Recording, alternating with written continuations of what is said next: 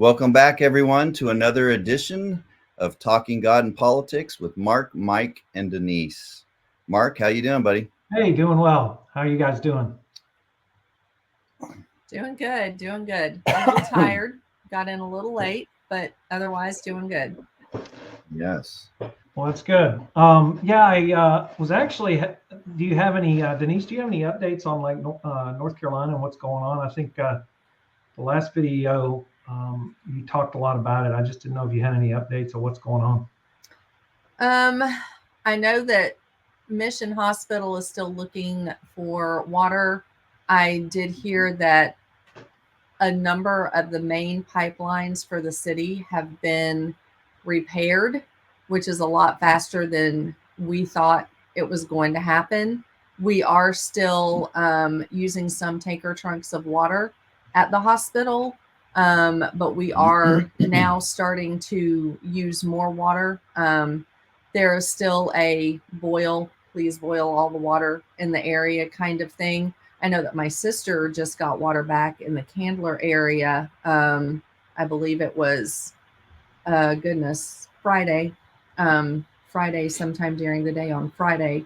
And so they had been without water since the storm. The kids are still out of school in many of the areas. Oddly enough, the reason why I was late coming in is because I picked up another nail and another tire coming through the storm affected areas of Asheville trying to get home. So she had a flat tire in her car. I got that fixed.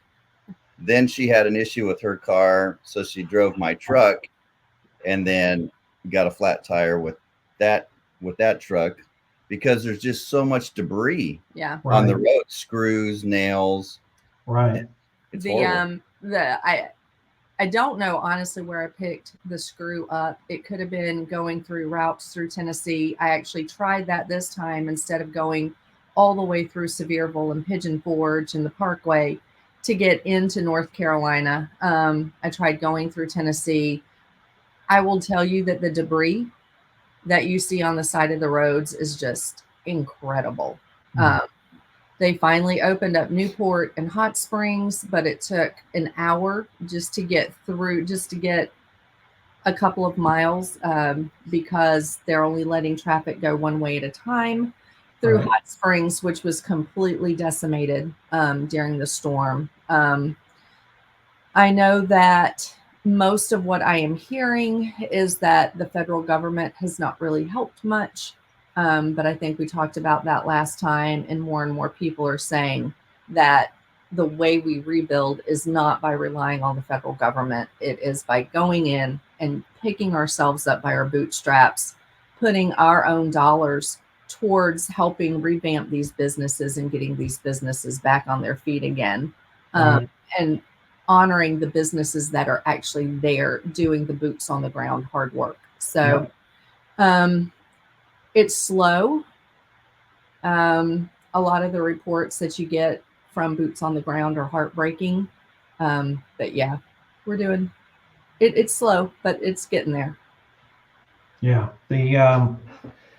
It goes a lot smoother and probably faster if people do it on their own. And I think this is the first catastrophe that people have realized, what, we need to do this ourselves. We can do it better. Faster. Yep. Well, it's a total insult when the government comes in and gives you $750. Right. That doesn't even pay for, 2 or 3 days of your hotel, right, let alone everything you lost. So it's kind of insult to injury. And the only way forward, kind of like what we talked about in the last show, is that the government takes the place of the church, neuters the church and the local community. And then it's times like this that the local community wakes up and says, oh, yeah, the government's not going to come and save us. We actually have to do this work ourselves.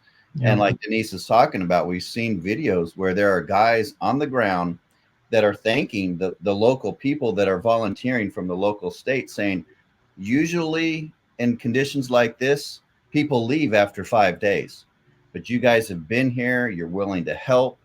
and it's all about investing in the local area, Right. hiring the construction companies that work there so that all the money is circulating and it's Yep. rebuilding itself instead of having government funds come in. So, Yep, exactly. Yep. Well, that's good. Thank you. we continue to do our review here of The Great Reset by Alex Jones. We are in chapter 7. I believe the title of the chapter was The Deep State Strikes. The deep state makes its move. Makes its move. There you go. And Mark, I think he starts off with Kennedy and the Cuba crisis. Is that correct? Yeah, he quotes, he says, the lies told to President Kennedy made him so angry that he reportedly told a top aide, I want to shatter the CIA into 1,000 pieces and scatter it to the winds. We wish he could have got away with that. So it kind of piggybacks off of the last chapter, right? Yeah. The Rothschild, the globalist war machine, taking over America and staging these false flags. And poor Kennedy came into office, and the first thing he had to deal with was a corrupt CIA trying to get him into a war that kind of at the last minute he figured out, well, the CIA is the problem, not really Cuba per se. And it's this false intelligence that is fed to some of our politicians and our presidents that really becomes the problem. And, when you look at the deep state going all the way back to the Rothschilds developed an intelligence agency within itself. When Denise talked about them controlling both sides of a war, well, they had intelligence agencies figuring out who would win the war and, where to place their stock bets and so forth. So, the intelligence agencies have been taken over a very long time ago. And Kennedy warned about that. And other presidents have warned about it. And Kennedy ended up finding himself assassinated. And what are your theories as far as him being assassinated in connection with these false flag wars and the CIA? Well, so, there's a movie that came out, Oliver Stone did on JFK. And when it first came out, I was like, that's conspiracy that our government, because his whole theory was that the CIA did it. And, it was like, that's too conspiratorial. And though I think the movie won some Academy Awards and a lot of people liked it, I was like, I don't really buy that. I originally had the theory that it was the mafia because his brother, had turned on the mafia. And so they had decided, they were already down in Cuba, they had owned most of the casinos down there and they were running the casinos. And so my original theory was that it was the mafia, but I think it went hand in hand in both. I think our intelligence agency saw an opportunity and used that. I think it's a combination of both. It's a combination of the CIA working with Mossad, the Five Eyes. I think the intelligence agencies of various countries have been taken over by the Rothschilds. And we'll show a video later on why we think Kennedy was assassinated. But this all comes down to, the bulk of this chapter pretty much deals with the United States, the military, the CIA planning false flags that include attacking our own troops, right, to enter into wars that they want to profit from. Right. Yeah. It's interesting to see too, as he goes into this, the revolving door that there is with the military industrial complex, with how politicians become executives at these Raytheons and of course Dick Cheney's old corporation. I think he talks about it in here. Anyway, you can see that there's definitely and he makes the connection in this chapter that it's all about, you just follow the money and you find out how it goes. Yeah, It's always about money, right? you're either compromised with money, or you are compromised sexually, and they do both. Yeah. But it's very disconcerting to me the more I have woken up over the years. My 18-year-old actually just graduated boot camp for the Marine Corps. Oh, wow. One thing that I have tried to really impart to him is how corrupt our government is, how much we use our military to force things in this world, to force our might, the United States might in this world, and to just pray. I'm like, Jacob, you have got to pray for discernment and wisdom. You're only 18. You do not have a lot of experience, but the government that you are signing up to protect, the citizens you are signing up to protect through the government, is so vastly corrupt, bud. Like, it's terrifying for me. Yeah. And Alex Jones does talk about that. He does talk about if he was in the military, he would just simply bow out of some of these wars because of his conscience. And that's something we've talked to Jacob about. We've tried to, at least. Yeah. Right. That, hey, bud, not every war is a just war. And if this is not a war that, if you're going out there killing other Christians right in Russia, right, which we'll get to here in a minute, that we've provoked, that's not something you want on your hands. You don't want the blood of other Christians on your hands, because you're being a tool of the deep state. So yeah, that's the big question. Has there ever been a just war? I personally don't think so. And go to the Civil War and look at the South doing what they thought was right, and I believe that the South wanted to maintain their sovereignty, but it wasn't even a just war. We were on the wrong side of slavery, though that wasn't the only issue.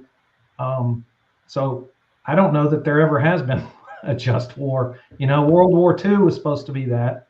But it's interesting. You notice that when Vietnam starts, it's the first one there's never a declaration of war. We just kind of got into it, and the government the whole time up until 1973, when we pulled out, never declared we were at war. And of course Congress didn't, and we were just funding the South Vietnamese to fight the communists. And ever since then, that's the way every single war has gone. Ever since then, they found a way to get around it, and they get worse every time, it seems. I mean, we were in Afghanistan for 21 years. Yeah. 20 plus years. So. Yeah. And I cannot imagine, and I tried to talk to Jacob about this as well, coming back home and finally understanding that what you thought you were fighting for was not what you were fighting for, and having to reconcile that with actions that were taken while you were there. Right. I can only imagine how that leads to despondency and despair and suicide. Right.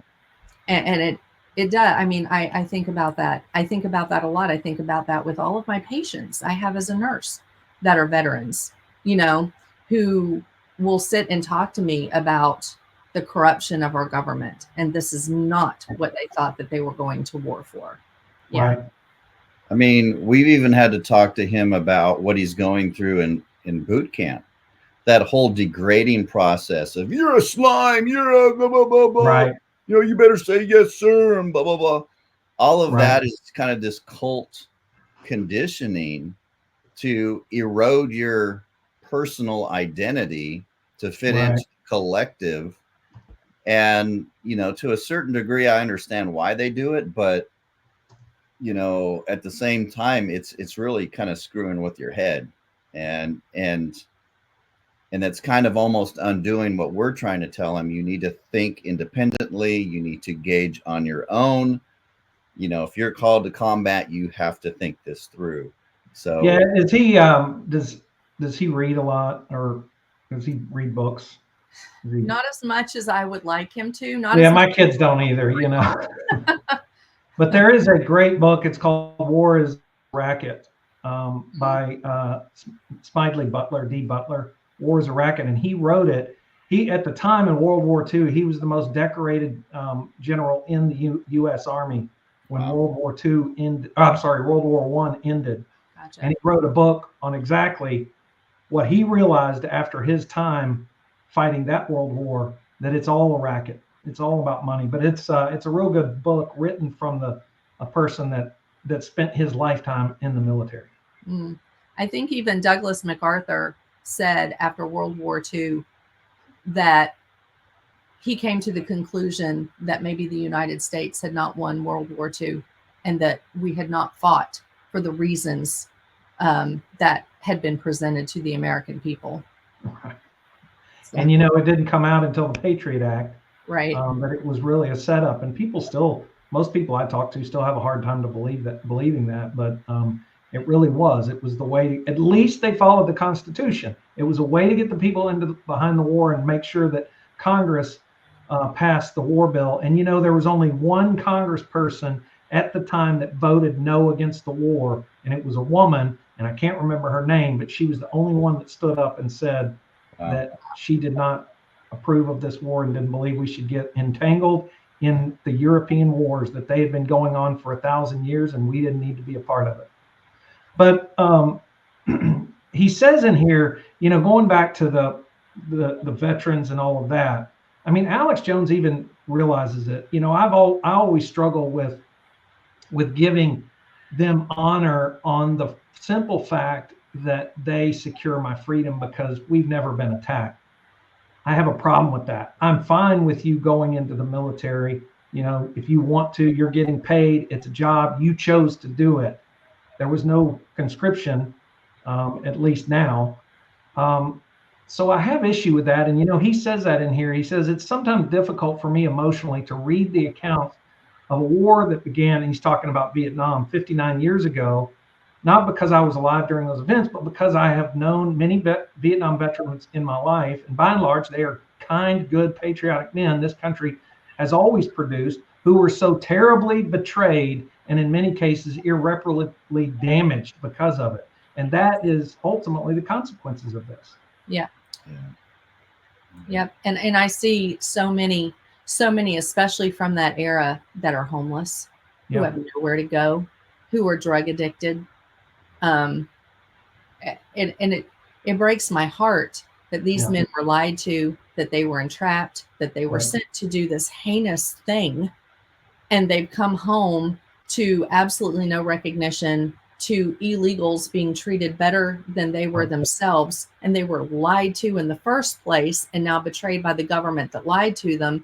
It's just, it breaks my heart. It really does. It breaks my heart for them. I'm wondering if there's some kind of questioning that could give us a percentage as to why these guys end up being suicidal, living on the streets, that would go something like this. You know, do you feel so despondent and so depressed because, number one, you saw what you saw in war?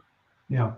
Or two, that you came home and you did some research and realized that you were fighting and your friends died for something that was for the Rothschilds, was for the big banks, the big banksters. Right. Or was it a combination of both? You see what I'm saying? It'd be great to kind of get that sense, because we never get that. We just get that all these poor guys, right, you know, and the illegal aliens are being treated better. But I just wonder, what is the percentage in their minds why they feel so despondent? And I can't help but think some of them are just getting red pilled, and it's just like, it's so depressing to think my best friend got his head blown off because we were out there for oil or the Rothschilds or whatever. Right. And they throw around the term freedom. And Alex says it again. He says, pretty pathetic when the lie you told caused the death of thousands of American soldiers and hundreds of thousands. And he's talking about Rumsfeld and all that situation that went down with to get us into the Iraq War with weapons of mass destruction that the UN and no one else could find, and even a third-party U.S. Company went in there and said there is absolutely no evidence of this. And who was it? Stabilized the Middle East, and it's ruined our, like you're saying, a lot of these guys came back thinking they were doing the right thing, and now they're emotionally and psychologically damaged. I can't remember what TV general it was, but he actually blew the cover on that whole thing. He said that he was already retired, but he was talking to a general that was already active at that time after 9/11. And he said immediately after 9/11, we got a memo that we were going in and invading like 7 Middle Eastern countries. Like, it was already planned. It was already pre-programmed that they were doing this. And like we talked about in the last show, a lot of these Middle Eastern countries that we were pre-programmed to attack resist the Rothschilds, resist a global currency, and want their own currency. So a lot of that stuff is all tied together. Oh yeah, absolutely. We talked last time about El Salvador, and they're utilizing Bitcoin to get out of debt and make themselves financially sovereign. And of course, the IMF is coming in and trying to force these loans. It's going to be interesting to see how far they're going to go, or they're willing to go, for a country that wants to be sovereign and not take the loans of the IMF and be, upholden to this, really the United States for the rest of their existence. Yeah. But he does go on and he says, the top 10 contractors secure business. And this was when we, from the time we invaded Iraq and until today, they said the top 10 contractors secured business worth $72 billion. And Halliburton was the one that Dick Cheney was awarded $39 billion in federal contracts related to the Iraq War. Over the past decade. Wow. So that tells you what it's always been about. War is a racket, that is for sure. But I was going to say that also goes along with Kennedy, because he also did not like, he wanted to break away from the world banking system. So not only did he want to splinter the CIA, he didn't want anything to do with the IMF and the world banking system. So he was really despised. Yeah. Right. And before we show that video, which I want to see that. I didn't know that. This guy's he's really starting to get on my list of good presidents. Yeah, really. Okay, so the chapter covers first the Cuban Missile Crisis with Kennedy and the lack of intelligence he was getting, and fortunately he got it at the last minute. Then it went into the Korean War, and then he brought us up to speed with the Nord Stream pipeline disaster, right? And destroying this pipeline is an act of war. Yeah. And we have whistleblowers within our own country telling everyone that we did it. It was our divers that did this. Right. And yet the public is just either they didn't get the memo or they just don't care. Yeah. And, I remember when the story broke, and it was a reporter, I can't remember his name, but he was also the one that broke, I think he broke the story of the false flag with the weapons of mass destruction and something else. And it was like, for a few days, people were like, oh, this is interesting, because he's basically saying, yeah, the U.S. has done this. And then it just kind of went in the memory hole and he disappeared. And something may have come up, who knows, to bury that story. But, oh, yeah, when I first saw it, I said, absolutely. I said, this explosion was caused by the U.S. government without question. Now, Babe here in our last show talked about Ukraine and how we staged a coup. What was it, in 2014? Right? Mm-hmm. And so we've been in Ukraine, which is a totally corrupt area, has been for centuries. And here we are in Ukraine putting bioweapons labs on the border of Russia, Yep. totally provoking them. And now Alex talks about this. He says it's always been the New World Order plan to provoke Russia to go into Ukraine. And that's basically what they did. It would be like if China put nukes in Mexico. Right. I mean, what would we do? Of course, we'd Yep. go in there and deal with this, especially if they put bioweapons labs in there as Yeah. well, which, you know, so that's kind of where we are. But we have all these evangelicals over here that have been listening to Hal Lindsey forever, thinking that Gog and Magog is that Russia is going to attack Israel. Russia bad, Orange Man bad, Russia bad, Russia bad. And it's Right. just like, wow, guys, read your Bible, please. Yeah. Study your Bible and look at history and real current events. Yeah. I think, yeah, go ahead. sorry, Mark. I think that's a testament to the power that the mainstream media has, because when they hit on something that is a narrative they want told, they are going to repeat it over and over and over again, and they're going to repeat it all the same way. You know, I think that's been proven, especially with COVID. You can see the mainstream media machine, and they repeat the same lie in the same way on all different channels, from local news all the way up to your, you know, your big news stations. But that speaks also to your point, Mark. That's why I believe his name is Schellenberger, the reporter, has been memory hold, because it doesn't fit the narrative. Right. And so they want it gone. They want it out of the news cycle. They don't want you thinking about this and hearing it and making connections. Yep. Absolutely. That's yeah. And you know, and this has been going on forever.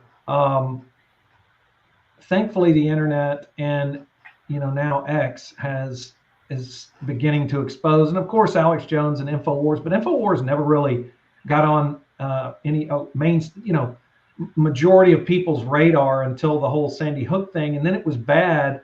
But then after all of these conspiracy theories were proven, and of course with Elon Musk buying Twitter and giving back his ability to speak, you're seeing a shift.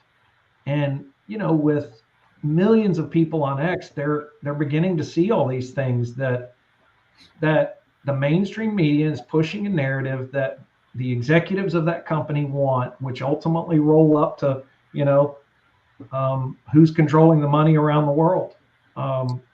Yes. On that note, let's go ahead and pick up this video that that we want to play here. Let me find it here. Okay. So why was Kennedy assassinated? We've talked about the Rothschilds. In previous shows, we've talked about how we were pretty much taken over in 1913 with the Federal Reserve Act, which is just a bunch of private wealthy families. It's not a part of our government. It's a privately owned bank that pretty much controls us through usury. All right. Yep. Now let's connect some history here with the Rothschilds and with Kennedy. American president to stand up to Israel, and the last American president to stand up to the Federal Reserve was President John F. Kennedy. And he paid the ultimate price. He was publicly murdered in broad daylight in front of his own citizens because he took on this degenerate, debt-based system of usury that's eating America alive. That's what that was all about. It's very, very obvious that this is exactly why Kennedy was killed. You know, 13 years ago, when decent journalism still slipped through the cracks at dying local newspapers, there was this article in the Gainesville Sun. And that article recounted the events leading up to Kennedy's death and the direct relationship between Kennedy's assassination and the Fed. Quote, Because President John F. Kennedy did not like the debt-based financial system created by the Fed, he issued Executive Order 11110, which made the U.S. Treasury the nation's bank in June of 1963. By doing this, JFK eliminated the interest paid for money, and this briefly stopped the growth of the national debt. Over $4 billion worth of United States notes backed by silver were printed by the Treasury and put into circulation, but were removed after JFK was assassinated. There is no silver backing for Federal Reserve notes that are in circulation today. Executive Order 11110 has never been repealed, amended, or reversed, but no subsequent U.S. president has chosen to use it to reduce the national debt. If they did, our national debt would only be a small fraction of what it is today. End quote.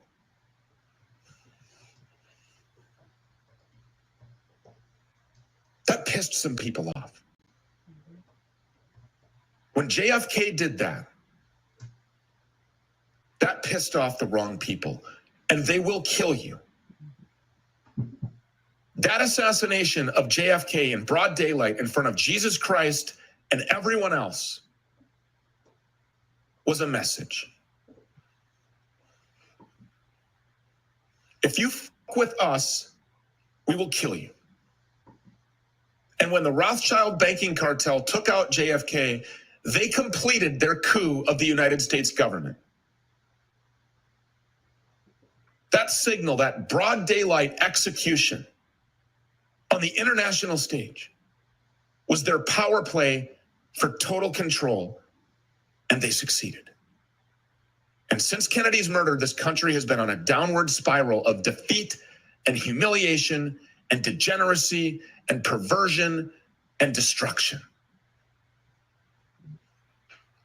We have had our borders pushed wide open, beginning with the 1965 Immigration Act, just 2 years after Kennedy was killed. And of course, that Immigration Act was written by Jews. So I got a couple of questions. One is, you can't find this guy on YouTube, correct? I don't know if you can find him. I find him on X all the time. Right. And okay, you don't know if he's on Rumble. He's probably not on YouTube. If I was betting, I'd say he's not there. But you don't know if he's on Rumble? I don't know. He might be on Rumble. I don't know. See, this is the point, X and what it does and the information that can be out there. But another connection I was going to make is, when was he assassinated? 64? 63, 64. So, and they talk about the silver. In 1965, the Coinage Act removed all silver from circulating coins. Mm-hmm. And you know, the adage that bad money drives out good, within 15 years, you couldn't really find any more coins from 1965. Didn't Nixon was the first to do that, right? To get rid Nixon, the Coin Act, I'm not sure. Nixon did bring the international payment of loan or money backed by the gold off. He took us off that. The Coin Act of I'm not sure. The beginning of the end. Anyway, they quit printing it in silver, and of course now you will not find a quarter, a dime, nickel, nothing with well, nickels never had silver, but the dimes and the quarters. Mm-hmm. Now it was 1965. Eliminated silver from dimes and quarters. And now they're worth, I think spot price of silver right now is around $37 an ounce. Mm-hmm. Yes. Yeah. And you can buy what they call junk silver bags of these quarters and dimes. But within definitely within 20 years, all of that was gone. People realize. The same thing's going on with nickels, by the way, too. They're not putting them in nickels. And if you look, there's a cool website called coinflation.com. And you can see all of the U.S. money that actually had precious metals in it and what it's worth today. And if you look at the nickel was the last one that was made with actual nickel, and they stopped it in 1997, I believe. And they're more and more difficult to find, and they're actually worth, I think, 200% more than the face value. Wow. So let's look at some historical events that took place right before Kennedy was assassinated. Number one, he was challenging the fact that the feds took over our currency and was making plans to get rid of the Rothschilds, which Jackson did. Remember, Jackson said, by the power of God, I'm going to rout out the Rothschilds and the Federal Reserve. Andrew Jackson, that's right. Yes, he had 2 assassins attack him, and both of their guns misfired, and they were agents of the Rothschilds. Yeah. And he survived, and he did it for a while, and then they came back in 1913 and pretty much took us over. And I like how Stu was saying pretty much our country was completely taken over. The coup had pretty much been finished once they assassinated Kennedy, because since Kennedy up until Trump, I don't think we've actually really elected a true president. I think they've been selected for us by the deep state. Absolutely. But so number one, it was the challenge of the Fed and the currency. Yeah. This goes back to Benjamin Franklin going to England and the Rothschild saying, hey, why are the colonies succeeding so much? He says, oh, it's easy, but we printed our own currency. It wasn't long after that they shut that down, made that illegal. We went into a recession, and then they further taxed us, and then that was the straw that broke the camel's back, blah, blah, blah. So Kennedy is challenging it. He gets assassinated. The other thing that Kennedy was challenging was that Israel, he said, needs to be classified as a foreign agent, because we were letting Israel in as lobbyists and as equals in our political system. And he said, no, we can't have a foreign country invading our government and buying off our politicians and having this kind of representation. I mean, we wouldn't allow it from China. We wouldn't allow it from Russia. We wouldn't allow it from North Korea. Why are we allowing, the agents of Israel to come over here and take over our government? So he challenged that, and he challenged the Fed, and it wasn't long he got assassinated. So and he was challenging the CIA, but the CIA, from my research, is pretty much equivalent with the Mossad. The Five Eyes kind of all work together. They're very corrupt. They're not looking out for we the people. Right. It's designed like that. The CIA was originally created, what was it, to break the code of World War II. They were strictly designed to break codes that the Nazis were using in Japanese. I think that's right. I think David Rockefeller was involved in all that. Right. And then from there, it was proliferation. I've got a book around here somewhere. Anyway, I may find it before we end here, and I'll share it. But the other thing that Kennedy stood up for, and he basically blew the whistle on secret societies. Yeah. He said, as American people, we have been resistant to these secret societies. He was basically saying these secret societies are a shadow government running us. He was seeing this firsthand. He was seeing it from the CIA, but he was seeing that the CIA is connected to these other secret organizations, whether it's the Masons or, Mossad, AIPAC, Right. Mm-hmm. Right. Oh, interestingly, Mark, I don't know if you've seen Elon Musk on the campaign trail was asked an interesting question. Let's see if I can pull this up. Pull it up here.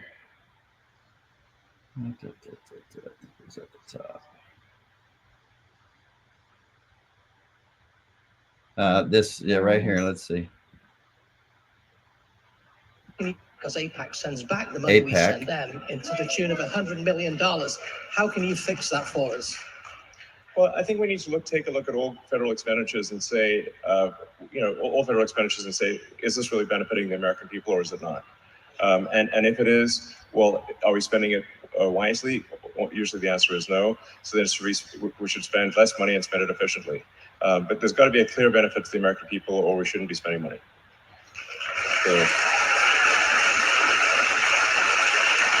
Because APAC sends back the money. So interesting that the topic is APAC. How can you fix that for us? Well, you know, he came up with this American PAC, and I was actually going to talk about it. So I guess we can jump into it real quick. He's giving. He launches $1 million a day giveaway. Are we spending it wisely? I saw that.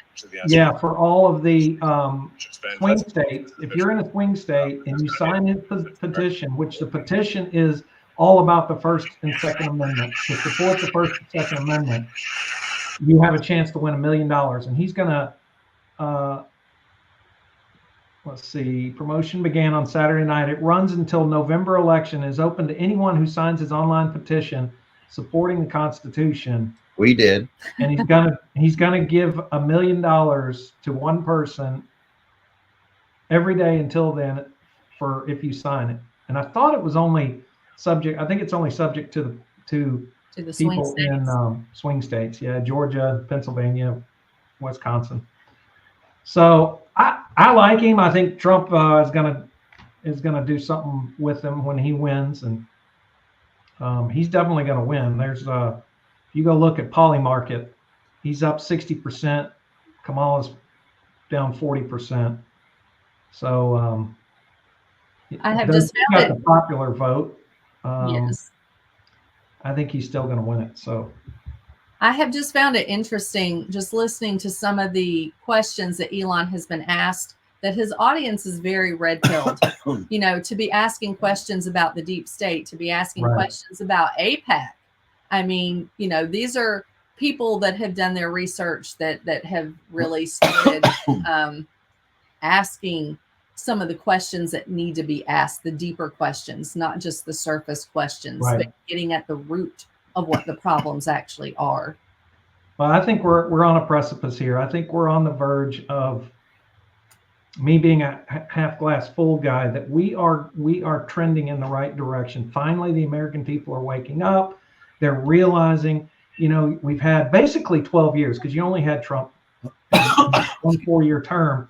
And that was kind of a slowdown of all these things that were happening. He's the only president that didn't start a war or facilitate another war somewhere else. He was the only one. And I think people, you know, when you see what's happened through George Bush up until that point, and you see what's happened after that, people are seeing it. They're like, yeah, this is not right. You know, the destruction of the dollar. I can't afford anything. You know, all this money going to Ukraine and Israel and all these places, and we, you know, our infrastructure is failing, our banking system is failing, and people are realizing it. And you know, I don't know how much we can do in 4 years, but man, it's going to be great to see. Well, we have a couple other videos. We have about 15 minutes. You want to look at some of these that we pulled up here? Let's see here.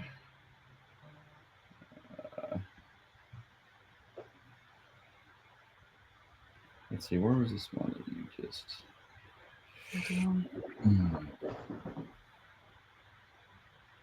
you want to do this one? Or do you want to do this one? This is interesting. Let's talk about the New World Order and what quote unquote religious Jews think of when they think of the New World Order. When the Mashiach will come, there'll be a new world order. In order for Mashiach to come, you cannot have any other governments. It's going to be one kingdom, one malchut, one government. So you can look at it in the negative aspect of saying a new world order or one government. Yeah, you're right. It is going to be a new world order. The new world of Mashiach with one order, the Torah, one government. Yeah, it's going to be a Sanhedrin. We're not going to have all the rest of the stuff. The time of the entire planet is done. For Mashiach to take over the world, don't forget, at certain point, King Mashiach should be ruling the whole world. They themselves, the nations of the whole world, will ask him and beg him to take over their, at least the government, their government, to teach them the right way, to teach them how to live. The whole world will take him upon themselves as the leader. And then actually going to be a new world order, but not like those radical ones think. There's going to be a new world order, but the new world of God order. Before Mashiach comes and a new world order is instituted, we need to destroy what existed previously, and we need a destruction Build back better. of society and the world as we know it. Every new reality means a total loss of the reality that came before it, referring to the coming of Mashiach and the new world order that comes with it. Okay? In other words, for what is coming, what is has to be unrecognizable. Nothing can remain. None of the world systems can remain.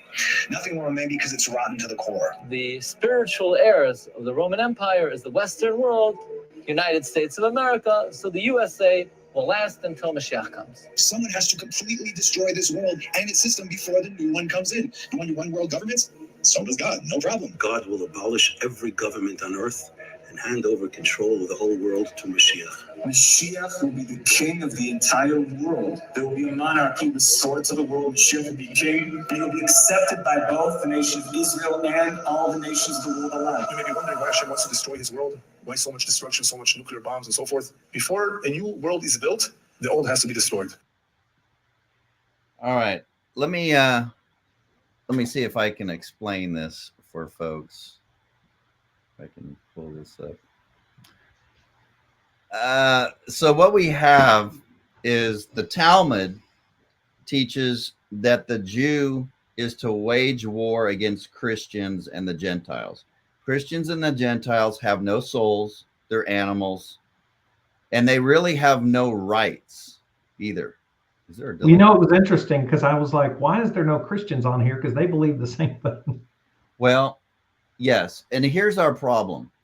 We have a lot of Christians that are red-pilled as far as the Rothschilds and the New World Order, but they think that it's a fulfillment of prophecy, and they're okay with the guys I just quoted because they think, oh, well, their Messiah is going to be the Antichrist, right?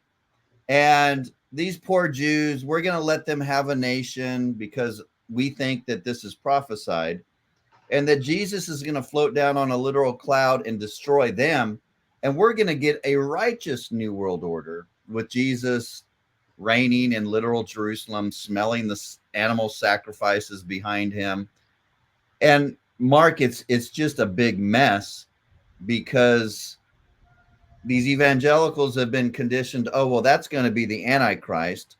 These Talmudic Jews are looking for this guy and preparing the way for him, wanting what the Rothschilds is setting up, a new world order, thinking that Messiah is going to be this human. He's not going to be God. He's going to be this human political figure that is going to literally rule the world from literal Jerusalem. And Christians are kind of on board with that because they think that they're going to be raptured. And that is the problem of our time, politically and theologically, because that is going to be the biggest oopsie ever. And I'm not exactly sure how God is going to completely unravel that and chasten the church and get her back on the right track. But this is pretty much the problem we're going to see in the next 5 to 25 years, I think. Yeah, and I think, you know, I believe we will eventually everything will be decentralized. You see, like, money is beginning to be decentralized. We talked about it last time that the U.S. we can all agree that the three of us that the U.S. dollar at some point will no longer be the world currency. When that's going to be, we don't know. So we see a decentralization. I don't necessarily see a global dollar coming about because people are, by the time the US dollar goes away, people will have lost faith in that. So I think we're seeing a decentralization of money right now. We're definitely seeing it with the rise of cryptocurrency and Bitcoin and Ethereum and all of these decentralized finance things on the internet. You're beginning to see especially the 18 to 30-year-olds, definitely embracing it because they do not trust the banks at all. So you're seeing the decentralization of money, and I believe, and also you're seeing it with how the government can step in to help a catastrophe. They're failing at that. We're seeing more states take a sovereign approach. Florida, Tennessee, we still have a long ways to go, but you're seeing these states begin to act more sovereignly than they have. We need a state bank. I talked to Congressman Tim Burchett about this. I said, look, we need to do what Texas is doing. Texas has a state bank that's ready to rock and roll when the hits the fan, that's going to have their own currency backed by gold and silver, and they have their own state bank. I said, that's what we need to have. And he said, yeah, we have some guys that are kind of working on it, and you need to talk to such and such. And I was like, come on, dude. Yeah. I mean, this is something that we need to have ready to rock and roll, because when they roll out their CBDC, their one world digital currency, it's not going to be the dollar that's going to run the world. It's going to be this digital currency based upon, environmental issues and carbon inputs and outputs. That's the whole technocracy is what that is. And so that's where they're trying to move the currency. They realize, just like we do, that it's imploding. And that's why they're trying to do this whole, Green New Deal, and everything is climate change, social credit, and that's where they're moving their monetary system. And we need to get back to being independent. Like you talked about, states need to take control of themselves. And I mean, you're seeing the rise of gold, which tells me, and most of that is being purchased by foreign governments, but people are aware that it's hit an all-time high. So they're more engaged about wanting to know why, which I think is good. I ultimately don't believe that the CBDC will become anything, because by the time the government figures out the technology and how to make it work, there'll be so many other options that people will just use a different form of that to pay for whatever. Now, that's where I was going with this, is I think eventually we're going to see a decentralization of community and everything, to where it's not even going to be at the state level, that you're literally going to have a community at the county level doing their own thing. Now, is this going to happen in my lifetime? Probably not. But I see, because of ultimately it goes back to the decentralization of information. If you look at what happened to the world after the printing press came out, basically what we're seeing is the internet, and the information is so cheap. And of course, energy will become so cheap once nuclear reactors get built. I mean, Georgia's about to put one online for the first time in 30 years out of all states, and they're going to see the power. So when you have energy, the price of energy doing this, information has become so cheap. And then you have AI and the exponential intelligence of that AI, that I believe we're ultimately going to see decentralization of everything, that they just can't hold on. And the internet and of course cryptocurrency are going to do what the printing press did, ultimately, I believe. But it's going to take time, and I think we may go through this global one world thing for a little while until we can get there. I hope not, but it's definitely, you can see it on the horizon, with how they're doing everything they can to stop what I'm talking about. Right. I hear you. Well, we're kind of coming to a close. Do you have any final thoughts to wrap up? No, I just wanted to share information. The media, if you're on CBS, my father watches ABC News, and I know I've talked to quite a few people that are voting for Trump, but they're very discouraged that he's not going to win, and it's just not the case. If you look on X, if you look at Polymarket, if you see the truth of how these elections are going, and just watch the videos online, it's just not happening. So I just wanted to encourage everybody: don't get caught, don't believe any of that. get as many people out there to vote, and let's get this guy in office. And I'm a libertarian saying this, so yeah, I think it's interesting. I saw a stat come out yesterday that said that Republicans had actually turned out in higher numbers in early voting in North Carolina than Democrats for the first time in many, many, many years. And then we were watching a video of the people lined up greeting Donald Trump on his way to the McDonald's, where he served some French fries today and some meals today in deep state in blue Pennsylvania, of all places. Like, it is, stop believing the lies of the mainstream media. It's doing that so that when they attempt to steal, you're not going to question it. You're going to say, see, it was so close to begin with. Right. No. Stop. It is not by any stretch. That's right. We're just trying to get it too big to rig. That's right. Amen. Yes. Amen. That's a great note to end on. All right, brother. I guess we'll see you next week. Yep. Good to see you guys. Y'all have a good week. Good to see you. Thanks, everyone, for tuning in. We'll see you next week.